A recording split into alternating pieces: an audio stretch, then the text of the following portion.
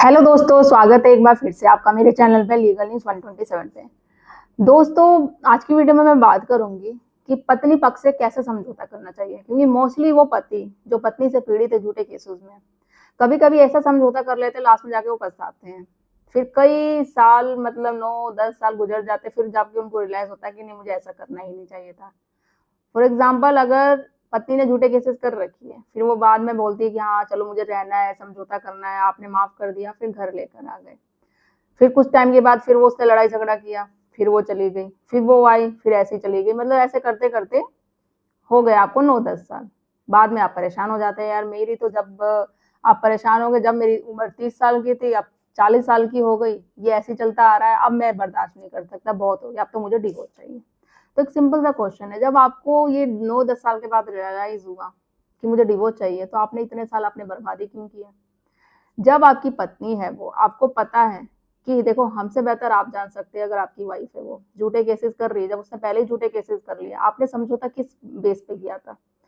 एक जो होता है ना लॉजिकल पॉइंट, या जब वो समझ घर आने के लिए रेडी हो रही है, क्या आपने उसको सिग्नेचर करवाए थे, सारे केसेस वापस लिए थे कि नहीं लिए थे? क्योंकि समझौता उसी पे होने चाहिए थे। या फिर दूसरा होता है जो डिमांड पूरी कर दी जाती है, जो उनका डिमांड है, तो किस बेस पे आपको समझौता करना चाहिए ताकि आगे जाके आपको पछतावा ना हो?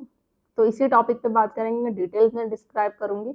और चैनल पे आप मेरे नए जुड़े हैं तो चैनल को लाइक करना, शेयर करना, सब्सक्राइब करना बिल्कुल ना भूलिए। साथ ही बेल आइकन दबा दीजिए ताकि आपको टाइम टाइम से मेरी वीडियो की नोटिफिकेशन बिल्कुल मिलती रहे। दोस्तों, एक और मेरा चैनल है RS लीगल अपडेट करके, जिसका मैंने लिंक अपने वीडियो के डिस्क्रिप्शन में दे रखा है, वहां भी जाइए, वो चैनल को सब्सक्राइब करिए। अगर कुछ वीडियो मिस हो जाती है आपकी चैनल से, तो वहां पे भी आपको वीडियो मैं डेली अपडेट करती रहती हूँ, तो वहां पे भी आप देख सकते हैं। तो देखो होता क्या है दोस्तों, जब भी पति पत्नी में डिस्प्यूट होता है, अब पति जिसने कोर्ट कचहरी कभी देखा ही नहीं है, उसको होता है कि चलो भाई शादी करी है, पेरेंट्स ने करवाई है, या वो पेरेंट्स भी सोचते हैं कि बेटे की शादी कराई है घर बसाने के लिए, चलो गलतियां हो गई, ठीक है, एक चांस रिश्ते को जरूर देना चाहिए।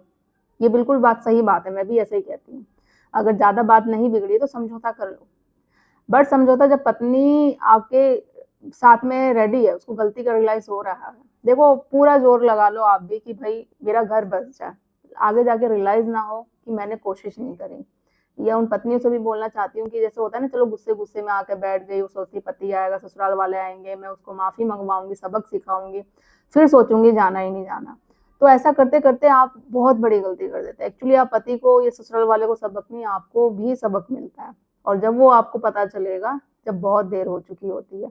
अगर आपको घर बसाना है, रिश्ता निभाना है, तो थोड़ा बहुत कॉम्प्रोमाइज आपको साथ में करना पड़ेगा। ऐसा भी नहीं कहती मैं पूरा ही करूँ,